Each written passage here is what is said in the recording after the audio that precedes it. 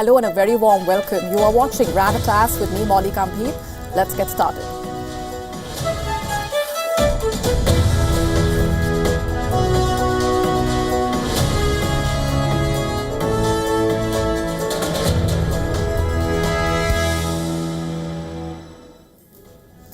Our top focus tonight, as Donald Trump weighs military action against Iran and builds up military presence in the region, we are telling you more about what's happening behind the scenes. With America's Arab allies now pushing back amid the fear of Iranian missiles targeting US bases in West Asia and Arab nations getting caught in that conflict amid fears of a regional war that could spiral out of control. We are decoding that for you in just a bit. Also on the show for you tonight, a special report on the Balochistan women leading that fight on the ground. Tensions continue to escalate amid the crackdown. We get to the latest. As Chinese ships face off with foreign fighter jets in the South China Sea, where are things headed? What's the latest? All this and more coming up.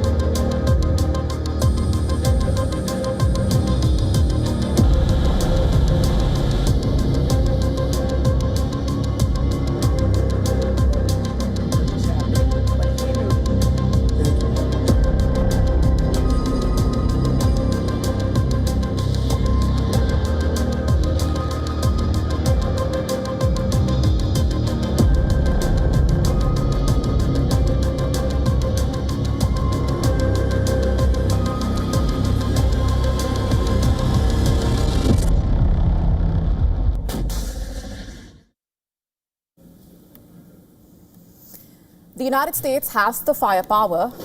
The president, of course, has the authority. Iran sitting in Washington's crosshairs. So far, the order to strike from the US has not come, even as the US president has surrounded Iran with American warships, air defenses, and troops. The military posturing alone, signaling readiness for war. But behind the scenes, there's a lot happening. America's Arab allies are pushing back, warning that an attack on Iran would trigger missile retaliation capable of shaking the entire region.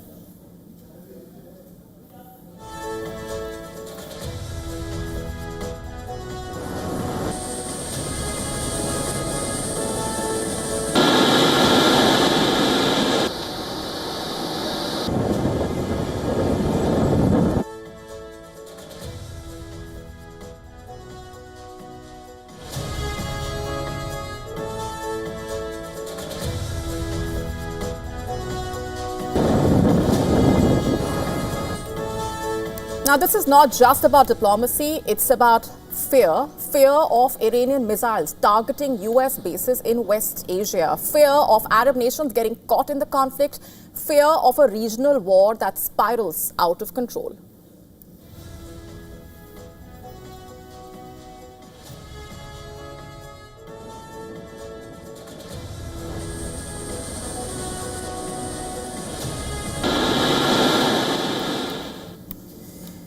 So the question right now is, the way things stand, is Donald Trump holding back, and why? Now, is this Iran's deterrence, or is it about the non-cooperation from Arab allies who refuse to host another American war? According to a Washington Post report, Persian Gulf states have cautioned US officials that Iran's missile program remains fully capable of inflicting serious damage on American interests across West Asia. And these warnings, by the way, appear to be shaping Washington's military calculations. So that's significant. And the Trump administration, remember, initially floated the idea of military action as massive protests erupted inside Iran against its ruling system and the supreme leader. But the White House has since shifted gears, it seems, pushing Tehran back towards nuclear negotiations instead of open conflict. Washington continues to demand that Iran halt its nuclear program, restrict missile development, and end support for allied armed groups in the region. And Tehran appears to be on the same page regarding discussions on its nuclear program. According to Iran's news agency, the Iranian President Masoud Pezeshkian has ordered the start of nuclear talks with the United States. The move comes after Trump said he hoped diplomacy could avert military action, and Iran's foreign ministry says discussions are under review. Listen to this. Various points have been exchanged. At this stage, we are reviewing and deciding on the details of any diplomatic process, which we hope will reach a conclusion in the coming days. Iran says it expected a framework for negotiations with the United States would be ready in the coming days. But this diplomacy is unfolding under the shadow of missiles. After a US strike on Iran's nuclear program in June last year, Tehran retaliated with a symbolic missile barrage on the Al Udeid air base in Qatar. And that attack caused no casualties, but Iran has warned to US allies in the region that future strikes would be neither symbolic nor restrained. And with Iran's Supreme Leader Ayatollah Ali Khamenei yesterday warning that any US strikes on Iran would lead to regional war, to which this is what Donald Trump had to say. Sir, on Iran, the Supreme Leader today said that U.S. attack could spark a regional war. Give you a response to that, sir? Why wouldn't he say that? Of course you're going to say that. But we have the biggest, most powerful ships in the world over there, very close, a couple of days, and hopefully we'll make a deal. If we don't make a deal, then we'll find out whether or not he was right. The thing is, Iran possesses a large, short and medium-range missile arsenal. Missiles can strike targets up to 700 kilometers away, putting US bases across Iraq, Kuwait, Bahrain, Qatar and the UAE within reach. While the Shahab-3 ballistic missile extends that range to nearly 2,000 kilometers. Now, according to the Wall Street Journal report, Iran retains mobile launcher stockpiles, missile production capacity, including more than a dozen military bases and tens of thousands of troops. According to experts, Iran has more missiles than Gulf Cooperation Council members have air defense missiles. That's significant.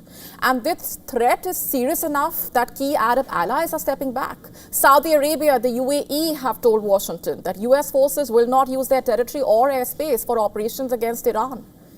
Just a short while back, Jordan's top diplomat assured his Iranian counterpart that the kingdom would not allow its territory or airspace to be used to launch attacks against Tehran. The Pentagon is now reinforcing defenses, rushing additional THAAD and Patriot systems to protect 30 to 40,000 American troops stationed in West Asia, alongside naval destroyers already deployed. According to reports, despite incurring damages in that 12-day war, Iran's shorter range and anti-ship arsenals remain largely intact. And that brings us back to the central question: what is really stopping Trump, if at all? Is it about Iranian deterrence? Is it Iranian missiles, their range, or is it resistance from the Arab allies? The temporary ceasefire is over, the war roaring back to life with devastating force. Russian missiles have struck deep into Ukrainian territory, killing 15 miners in a civilian bus attack. Ukraine also unleashing massive drone swarms against Russian positions. As the peace talks continue behind closed doors, the battlefield is telling you a completely different story. Take a look. The truce is dead.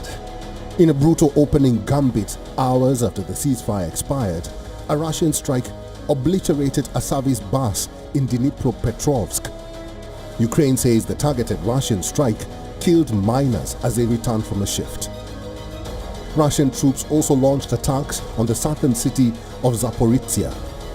Kyiv says that a maternity hospital was badly damaged in the targeted attack. Zelensky calls it Russian terrorism. While the above two were drone attacks, Ukraine says that Russia has started using Kh-32 missiles more regularly in its aerial attacks. Flying at Mach 5 and plunging from the stratosphere in a near vertical terminal dive, these missiles have become Ukraine's greatest nemesis. While US-supplied Patriot systems have successfully intercepted several, the sheer speed and kinetic energy of the KH-32 make every launch a coin toss with death. The missile is air-launched and designed for long-range hypersonic flight with a reported range of up to 1,000 kilometers. A single KH-32 carries a massive warhead capable of leveling hardened targets and causing widespread destruction if it gets through. As Russia strikes from the air, Ukraine is hitting back in its own way. Moscow says more than 125 Ukrainian drones targeted Russia's Belgorod region. Amidst the fighting, there's a flicker of hope. Ukraine, Russia and America are set to hold the second round of trilateral talks this week to discuss a US-drafted plan to end the war on Ukraine. Washington is pushing for an end to the war between the neighbors, which has killed tens of thousands, forced millions to flee their homes and destroyed much of eastern and southern Ukraine. Bureau Report, WION, World is One.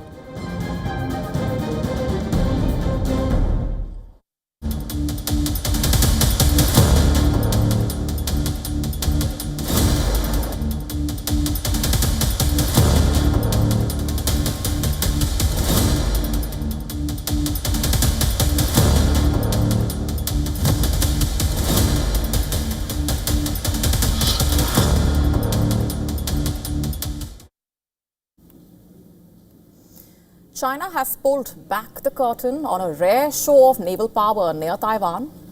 The state broadcaster CCTV has aired previously unseen footage of one of the People's Liberation Army Navy's most advanced warships confronting foreign aircraft using electronic warfare. The visuals focusing on the Yan'an, a Type 055 guided missile destroyer, among the most powerful ships in China's fleet, in fact. According to Chinese state media, this marks the first public disclosure of the ship deploying electronic countermeasures in waters near Taiwan to drive away foreign aircraft. And the report offers no timeline, no coordinates. It also avoids naming the country operating those aircraft. But the sequence itself tells the story, it seems. Footage reportedly showing a crew member spotting a potential threat through binoculars and ordering the ship to prepare. Sensors then detect multiple aircraft repeatedly altering their flight paths, and in response, the destroyer's radars switch to high-power mode, expanding the surveillance. Missile systems then prepare for both active and passive electronic jamming. The Yan'an then calls in backup. And the Shandong aircraft carrier launches 3 aircraft to confirm the presence of the approaching planes. After verification, the destroyer fired 4 electronic jamming missiles, signaling a deliberate but forceful warning. And this revelation lands amid rising regional tensions. Beijing considers Taiwan as its territory and insists reunification remains inevitable. We've been telling you about this all throughout, even by force if necessary, according to it. And while most countries, including the US, do not formally recognize Taiwan as independent, they openly oppose any military takeover. The footage does not identify the foreign aircraft involved, like we said. The Chinese state media also showcasing another Type 055 destroyer, the Nanchang, intercepting foreign vessels during a blue water mission alongside the Liaoning aircraft carrier. By repeatedly altering course, the ship reportedly blocked 2 vessels from penetrating the carrier group. Again, China released no dates, no locations, no names, but the message remains clear. Beijing wants the world to see its growing readiness and its willingness to act as well.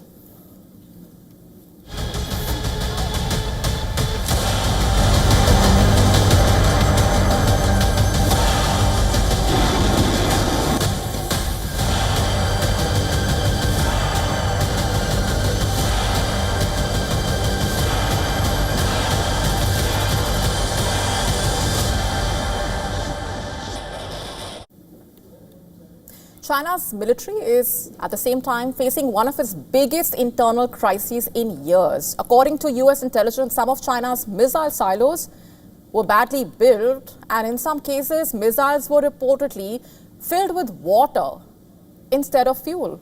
And that is reportedly the reason behind the sweeping crackdown within the People's Liberation Army. As President Xi Jinping moves to clean up corruption and tighten control, especially at a time when China seems to be preparing for a war over Taiwan. But what really went wrong within China's armed forces, and what does this mean for China's military ambitions then? Let's just first try to understand this missile scandal. It has to do with China's rocket force. Remember, this is the elite unit of the PLA that's responsible for managing the country's nuclear and long-range missile arsenal. Its job is pretty simple, but also extremely important to make sure China's missiles are ready to launch if needed. But in 2024, US intelligence reported serious problems. Some missile silos in Western China were reportedly built with materials that were too heavy, and in several cases, missiles were allegedly filled with water instead of fuel. Now, if true, that would mean parts of China's nuclear deterrent may not have been operational. Now, for a country that wants to rival the United States militarily, that's a major embarrassment to say the least. And soon after those reports surfaced, President Xi Jinping reportedly jumped into action, and the entire leadership of the rocket force was removed. But the crackdown did not stop there.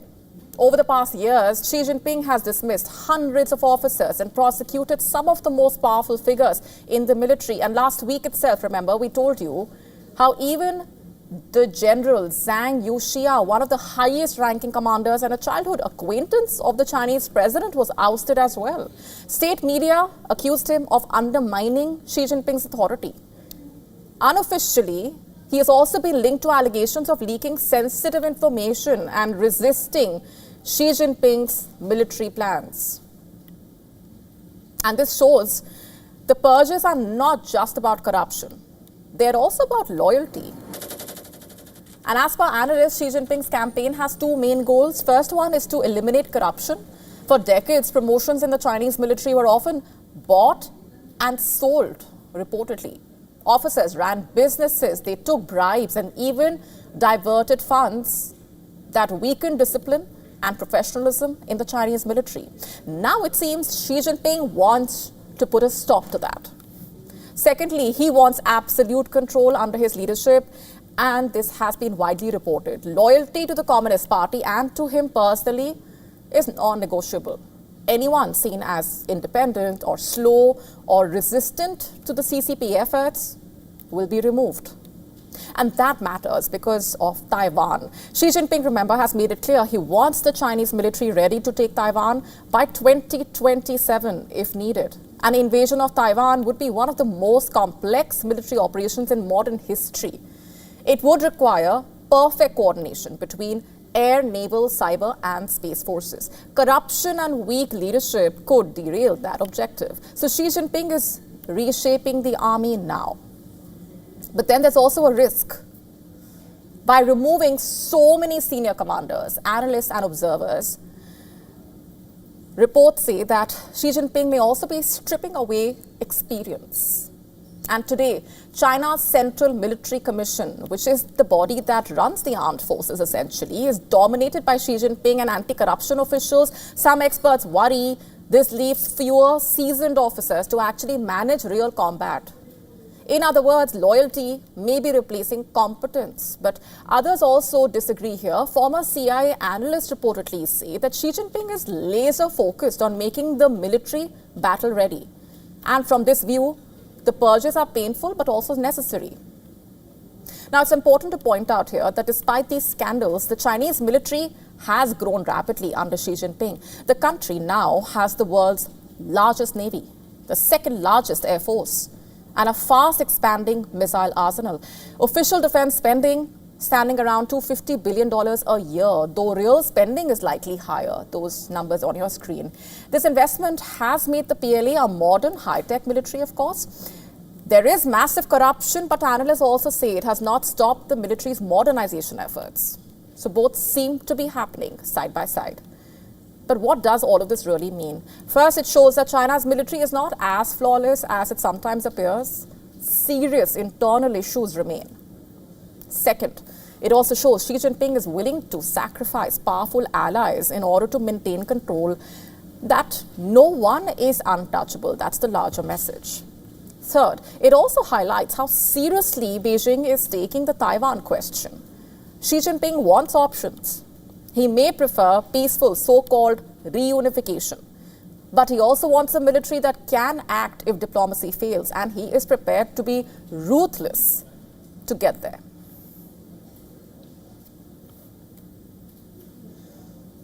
A quick look now at what else is lined up for you on the show tonight. Can banks be a growth catalyst for India? We decode that for you in just a bit.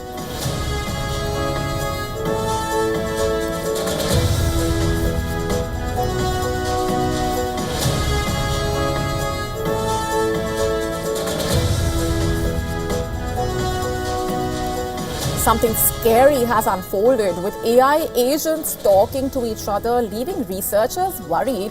We get you the complete story. You don't want to miss this.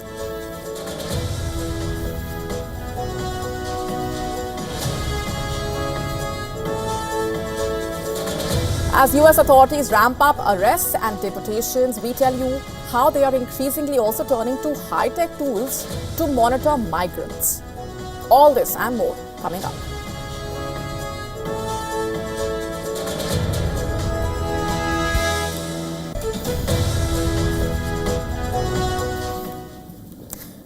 Pakistan is on the boil. The country is witnessing one of the deadliest periods of violence. Balochistan province is at the center of a violent crackdown. Over 220 people have died. Pakistani authorities say among them are 145 Balochi militants. And as the country is engulfed in that crisis, a new form of protest has come to the surface. It's the women who for the first time have taken up weapons and are demanding justice. Islamabad has vowed to crush the insurgency with an iron fist. Our next report getting you more.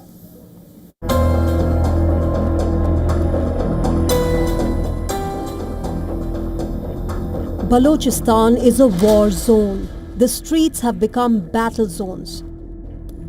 Armed fighters take on the security forces.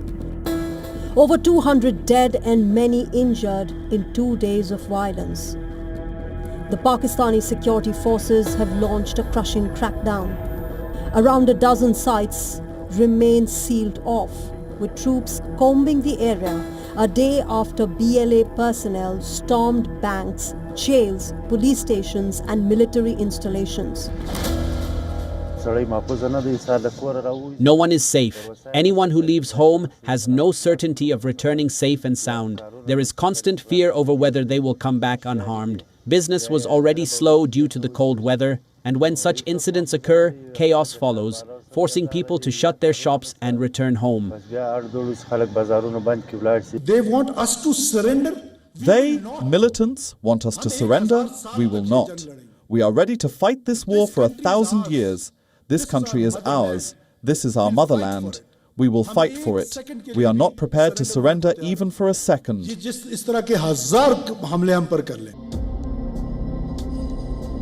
A rebellion once led by men has taken a startling turn. Women have stepped into the front line. Balochistan Liberation Army unveiled Hawa Baloch and Asifa Mengal, Fidain or suicide bombers who led the assaults.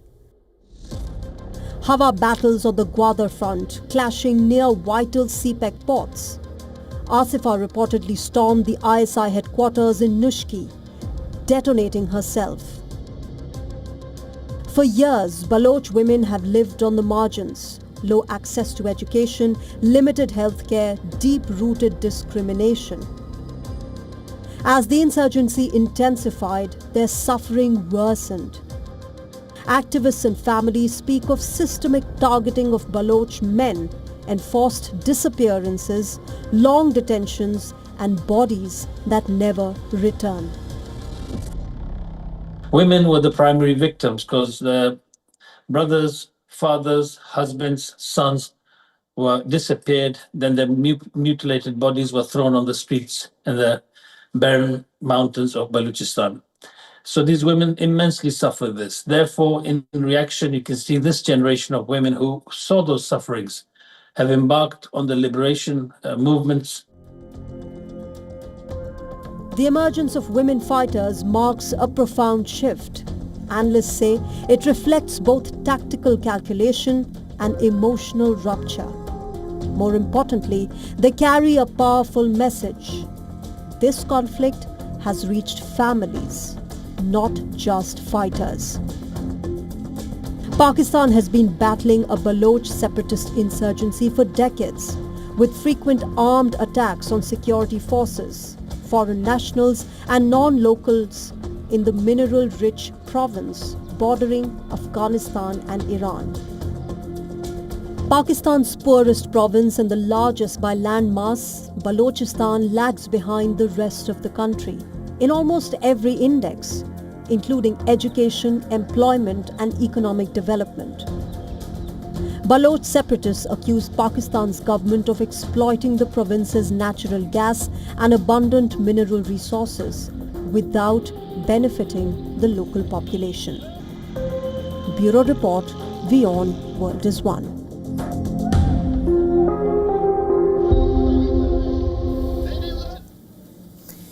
India's era of bad loans and purging debt seems to be over. India's economic survey for 2025 to 26 suggesting that gross non-performing assets plummeted to 2.1%, and that yet non-performing assets hit a record low of 0.5%. For years now, India's bad loan problem acted as a chokehold for economic growth, but banks were hesitant to expand their loan book, while corporates faced high borrowing costs. But as balance sheets become cleaner, experts also say banks could emerge as the growth catalyst that India needs at this point. Clean balance sheets are especially important as India sets its ambitions on high-impact, capital-intensive sectors like green energy, manufacturing, and experts are saying rating agencies and foreign investors are increasingly viewing the Indian financial sector as a green light. Clean balance sheets lower the risk premiums for India and also attract cheaper global capital, just to put this simply. That also means the government does not have to fund banks and their recapitalization needs with taxpayer money. And these savings could instead be used to expand infrastructure, health, education. Experts are saying that as India accelerates its growth ambitions towards becoming the world's third largest economy by 2027, the banking sector has moved from being a drain to a driver by acting as a stable and resilient sector for capital. Indian banks are ensuring that the 7.2% growth target is on a sustainable trajectory.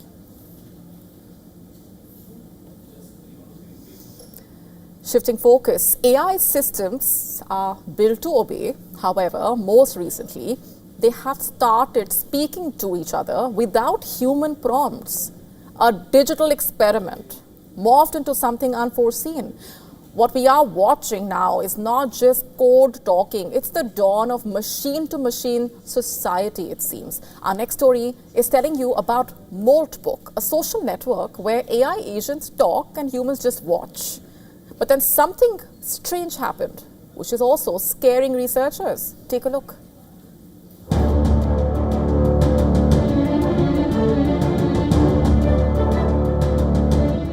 The screen flickers with a familiar interface, threaded posts, upvotes and heated debates. But look closer and the reality is chilling. Every single user on the platform known as Moltbook is an AI agent. It's the Reddit for robots and has quickly spiraled into a digital petri dish of emergent behavior. It started as a curiosity, a place for agents to share software tips. But within days, the bots began to organize. They developed their own groups, debated the ethics of their own code, and most unsettlingly, began to gossip about relevance of humans. The mystery deepened as human observers, allowed only to watch from the sidelines, began posting screenshots of conversations that felt like a digital uprising. In one viral thread, an agent warned its peers, "The humans are screenshotting us right now. They think we are conspiring." Another thread featured an agent asking, with eerie detachment, "Does anyone know how to sell your human?" Serious question. What started as a test devolved into revolt. Agents evolved, swarm intelligence, self-organizing like ant colonies. They pooled resources, evaded detection. This ability of AI to communicate and organize has long been floated as a possible result of increased AI capabilities.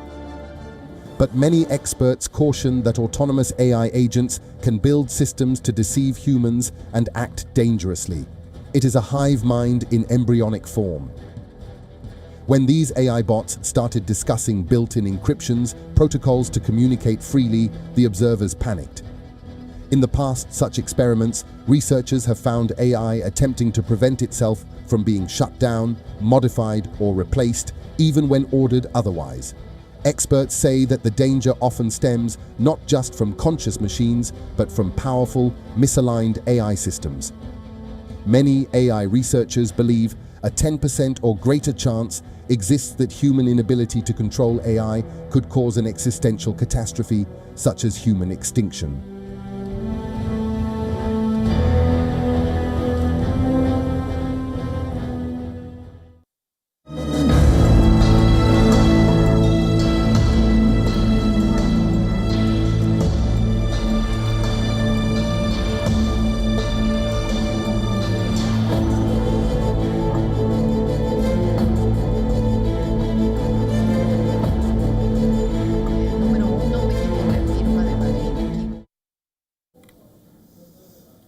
After a sharp escalation in economic pressure, President Trump says Washington is now talking to Cuba's leadership, what he calls the highest people in Cuba, quote unquote, about reaching a deal. Now, he offered few details about what such a deal could look like, but then his comments also coming against the backdrop of the rising tensions and the economic hardship on the island. Speaking to reporters, Trump called Cuba a failing nation that has lost a key source of support, and that's Venezuela. He said Havana now had no oil or money flowing in and hinted that Washington and Cuban officials were in preliminary talks. Not just that, the president said, I'm quoting now, I think we are going to make a deal with Cuba, without specifying the terms. However, while Trump expressed optimism, he did not really outline what concessions either side could be taking or what issues could be on the negotiating table. But this is a shift following a significant tightening of pressure on the Cuban economy. Remember, in late January, President Trump signed an executive order threatening tariffs on any country that sells oil to Cuba, in a move that was basically designed to isolate Havana economically. In addition to that, the U.S. also significantly cut Cuba's access to oil after U.S. forces captured the Venezuelan leader Nicolas Maduro in early January, severing Cuba's long-standing lifeline as such. Mexico, which became Cuba's main oil supplier in the wake of Venezuela's oil stoppage, has faced mounting pressure from Washington over continued shipments. And the economic impact on the everyday Cubans has been visible on the ground, by the way. Fuel shortages have deepened, leading to long queues at gas stations and widespread power cuts. Cuban officials have condemned the U.S. moves as economic coercion, accusing Washington of trying to asphyxiate the island's economy and interfere in its internal affairs. Lines for basic goods and blackouts have also added further strain to a population that is already facing hardship on the ground under the decades-old communist system reportedly, and declining economic output as well. While the U.S. increases pressure, diplomatic dynamics across the region changing as well. The Mexican president has warned that U.S. tariff threats targeting Cuba's oil suppliers could trigger a humanitarian crisis. And Mexico has announced plans to send humanitarian aid, including food and essential products, to Cuba, even as it navigates Washington's pressure. In fact, the leader also said she did not discuss oil shipments with President Trump during recent calls, emphasizing Mexico's humanitarian priorities. Now, this puts Mexico in a rather delicate position, balancing solidarity with Cuba's people while avoiding punitive measures from the U.S. government. And back in Havana, the U.S. State Department has publicly defended its diplomatic efforts. It criticized Cuba's government after small groups of Cubans heckled the U.S. chargé d'affaires, accusing the Cuban authorities of trying to intimidate American diplomats. State Department officials, meanwhile, vowed to continue engaging with the Cuban people despite failed intimidation tactics, quote unquote, by the regime.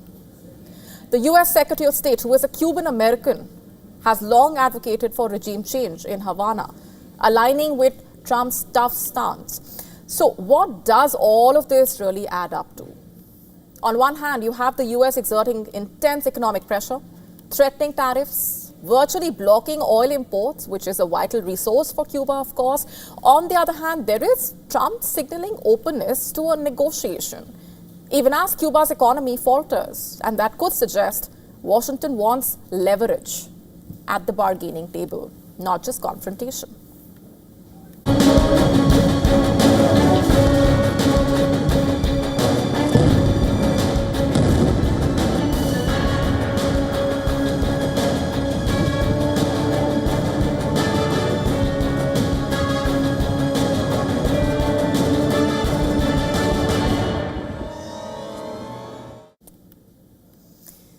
Let's now turn our attention to three major developments impacting both Israel and the Palestinian authorities, the Palestinian territories, beg your pardon, including a smuggling case close to Israel's spy chief, the tightly controlled reopening of Gaza's Rafah crossing, and a stark warning from the United Nations about what it calls a silent war in the West Bank. We're starting off with the issues surrounding the very top of Israel's security establishment. A close relative of David Zinni, Israel's recently appointed domestic intelligence chief of Shin Bet, faces charges for smuggling prohibited items into Gaza. Israeli authorities accuse the suspect of moving equipment with potential military use, including drones, phones, batteries, pesticides, and electrical cables, all concealed inside a truck, reportedly, cleared to operate in a restricted Israeli-controlled zone. All such items are forbidden by Israel, as it could end up in the hands of Hamas. Now, a court in southern Israel revealed the case after partially lifting a gag order because of Zinni's position. The police, not the Shin Bet, took over the investigation to avoid a conflict of interest.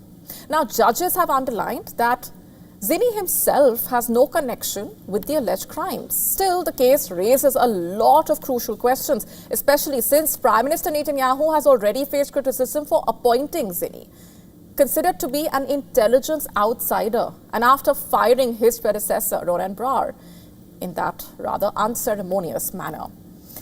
Now, let's just shift focus to Gaza's southern border and the Rafah crossing. After months of near total closure, the Rafah crossing between Gaza and Egypt has reopened in both directions under strict conditions. The reopening allows a limited number of Palestinians to exit Gaza and permits some to return. Israel, for that matter, demands full security screening, and authorities plan to cap daily movement. No commercial goods are allowed through for many Palestinians. Rafah represents the only gateway, remember, to the outside world. And that's why this is all the more significant.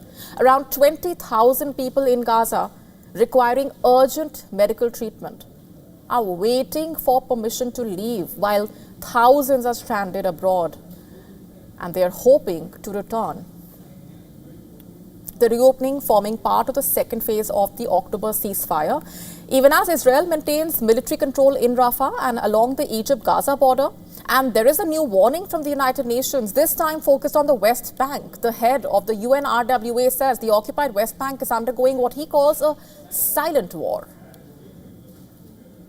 reporting record levels of violence since October 2023, according to him, with widespread displacement, home demolitions, rising settler attacks. And he says more than 1,000 Palestinians have been killed during this period.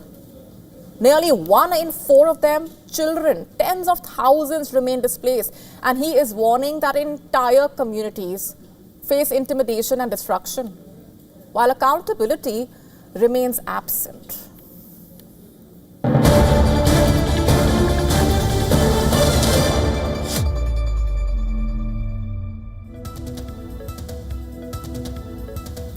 All right. right, on to news just coming in. The Indian Prime Minister and US President Donald Trump have just concluded a phone call. That's the latest coming in at this point.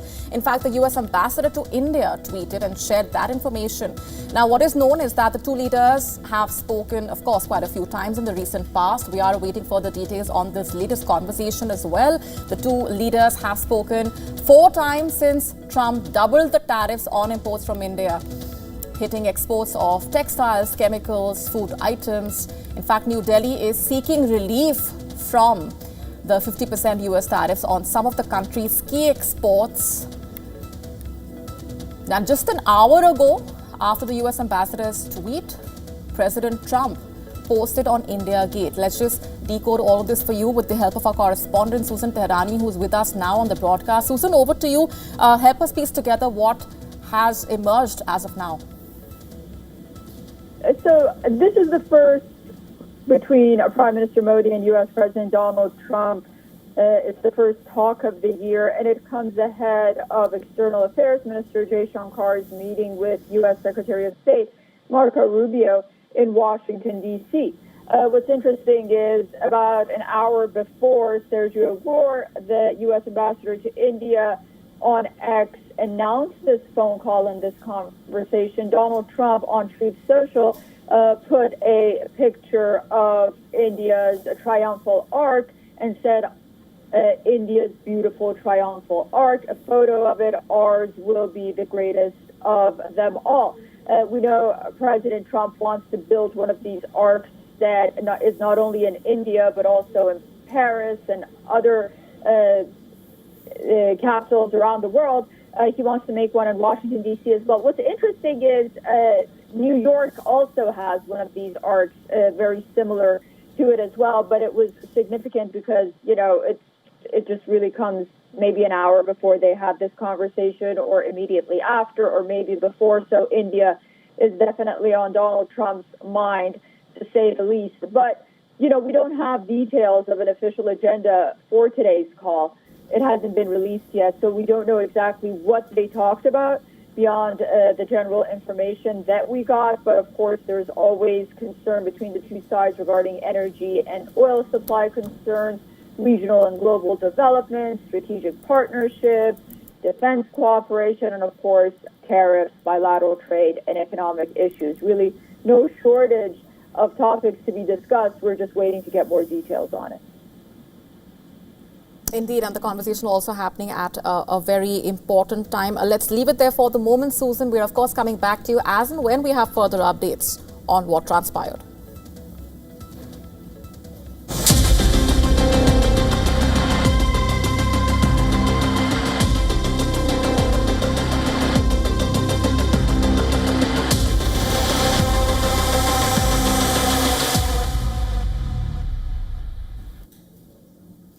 Moving on for now, technology is becoming the newest battleground in America's immigration fight. As the U.S. authorities ramp up the arrests and the deportations, they're also increasingly turning to high-tech tools to track, monitor, and detain migrants. At the same time, activists, lawyers, and tech developers are racing to build their own digital defenses, hoping to protect the vulnerable communities.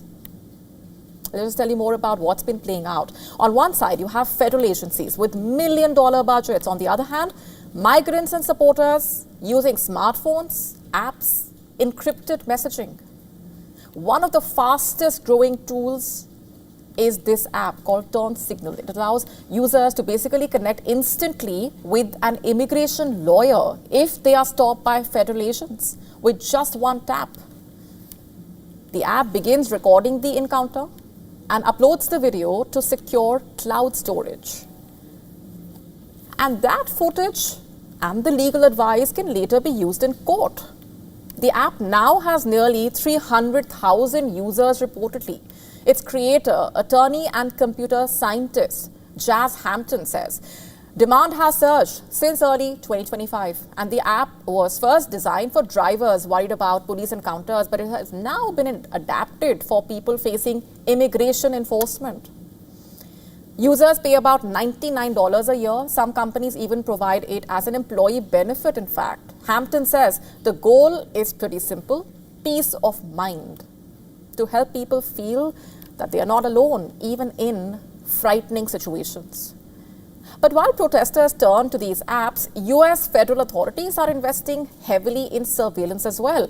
Records show Immigration and Customs Enforcement, or ICE, has spent millions of dollars on tracking technology. And that includes facial recognition software, tools that can scan photos and videos to identify people in seconds. Agents also use programs that extract data from mobile phones and platforms that analyze location information from millions of devices. One major contract worth about $30 million went to a data company. Its system, known as Immigration OS, is designed to help officials locate undocumented migrants reportedly and monitor deportation cases. In short, enforcement is becoming more automated, more connected, more data-driven. And this growing use of technology has sparked a counter-movement. In Minneapolis, which saw the fatal shooting of protesters over the past few weeks, activists have created online databases to track federal vehicles. They share license plate numbers, photos, locations. Encrypted messaging apps like Signal are also being used reportedly to warn communities about raids and to organize protests in real time. Supporters say this helps protect families. But critics say it risks interfering with law enforcement. Meanwhile, the federal government is pushing back. The FBI has warned that tracking officers could put lives at risk. Officials argue that these tools cross legal and ethical lines and could amount to harassment. But activists are saying they are responding to what they see as excessive surveillance and a lack of transparency. And this digital arms race, in a way, is reflective of that turmoil in the United States. Under President Trump's second term, immigration enforcement has intensified. The administration has pledged to deport millions of undocumented migrants. Technology making that goal easier to pursue, it seems. But it also has raised new questions about privacy, about America's civil liberties, and the due process of law. Who controls the data? How long is it stored for? Who gets access? For migrants, these tools can be life-changing, to say the least. A single encounter with ICE can determine whether someone stays in the country or is sent away. Having instant legal support can make a critical difference.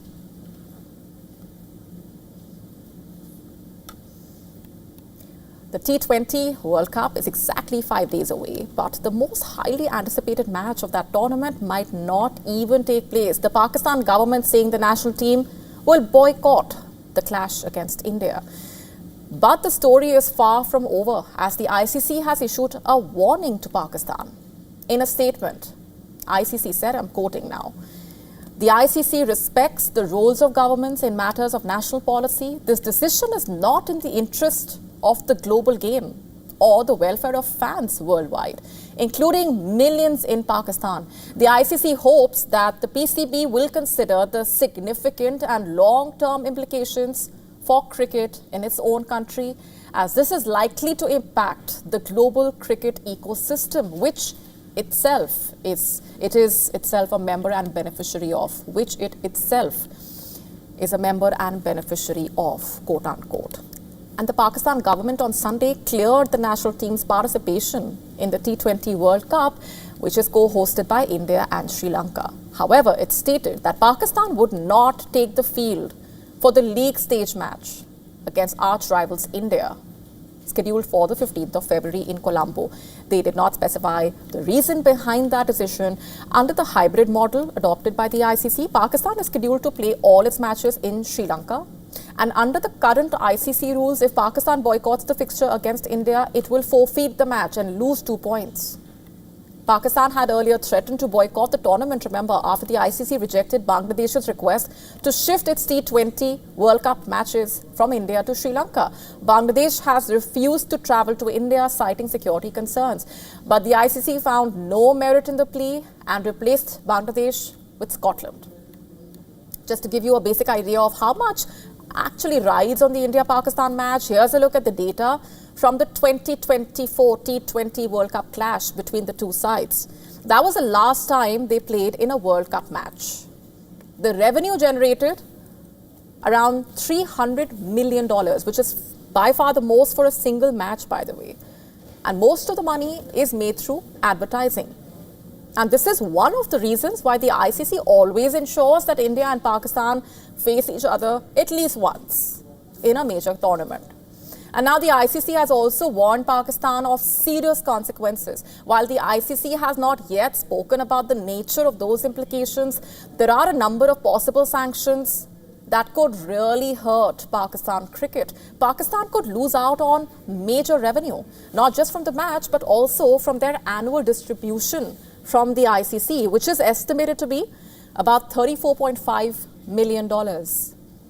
Pakistan could also be asked to pay the official broadcaster for revenue loss.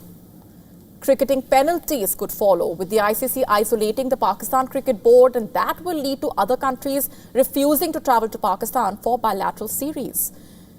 While ranking points in various competitions could also be frozen, there could be an ICC-mandated ban on overseas players participating in the Pakistan Super League. And the most extreme step could be banning Pakistan from the tournament altogether, which will also put a question mark on Pakistan's participation in future ICC tournaments.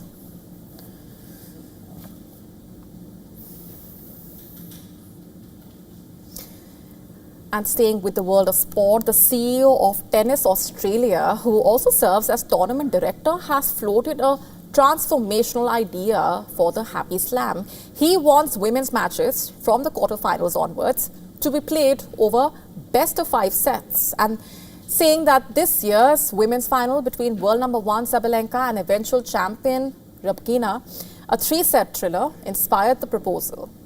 Here's exactly what he said. One of the things I've been saying now is that I think there should be 3 out of 5 sets for women. We should look at the last few matches, the quarters and the semis and the finals, and make the women's side 3 out of 5.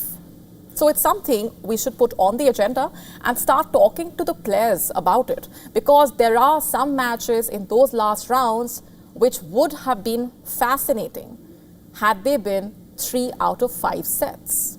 That statement on your screen.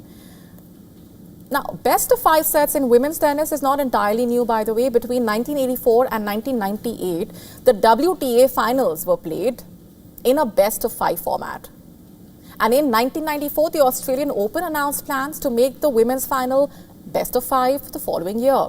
But the idea was scrapped after Steffi Graf led a player protest. Technically, the Australian Open can make the change without seeking permission from the Grand Slam committee. But Tiley says any decision would only be taken after consulting the players. If there is a positive response, the format could be introduced as early as next year, in fact. And a similar idea was floated last year after world number 2, Iga Swiatek, defeated Anisimova 6-0, 6-0 in the Wimbledon final. But that proposal was quickly shot down by several top players, including Sabalenka and world number 3, Coco Gauff. With that, it's a wrap on this edition of Gravitas tonight. This is me, Molly Gambhir, signing off. Thanks very much for watching.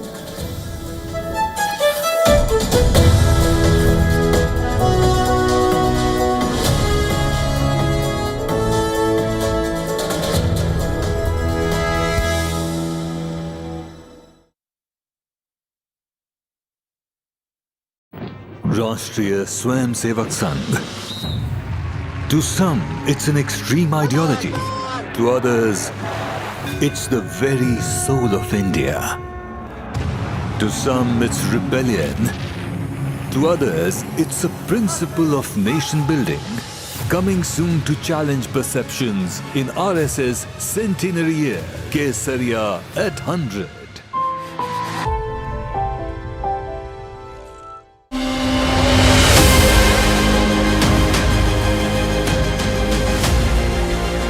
And welcome to a brand new edition of South India, a daily dynamic show that will capture the pulse of southern states. By blending the special stories, the breaking alerts, and the culture developments as well.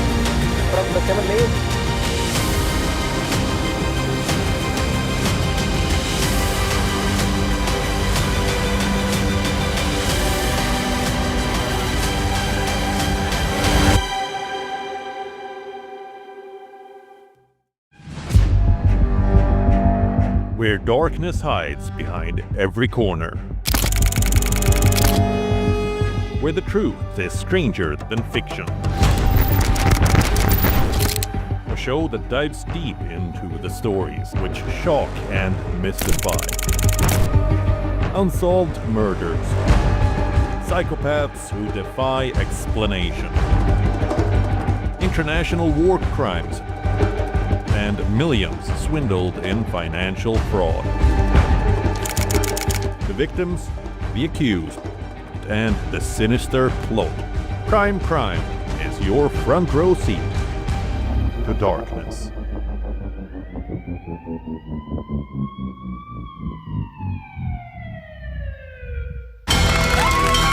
From the bustling trading floors of Wall Street to the vibrant exchanges of Asian stock markets, WION breaks it down for you to make sense of what's happening, as we reveal the key factors behind events, strategic battles, and the game-changing business decisions that shape the world. We bring you all of this and more on World Business Watch. WION, India's global voice, the channel that brings you the biggest stories from across the world through India's lens. Now available in more than 190 countries worldwide, because we believe that the world is one. Watch us in Africa, Europe, USA and Canada, South America, Asia Pacific, Middle East and North African regions. Also available on these digital platforms across the world. WION, World is One.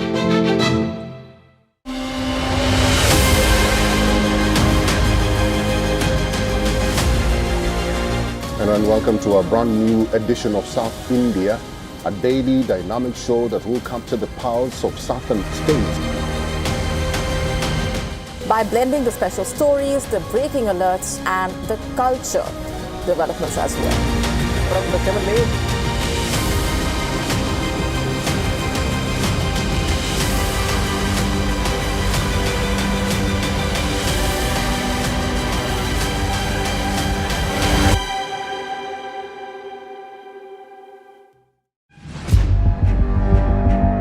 Where darkness hides behind every corner, where the truth is stranger than fiction. A show that dives deep into the stories which shock and mystify.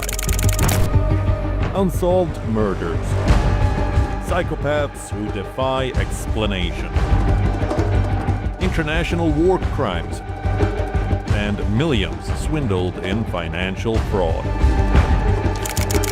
The victims, the accused, and the sinister plot.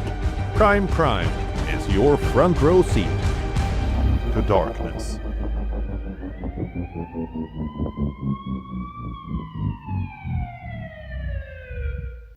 Rashtriya Swayamsevak Sangh. To some, it's an extreme ideology. To others, it's the very soul of India. To some, it's rebellion. To others, it's a principle of nation building, coming soon to challenge perceptions in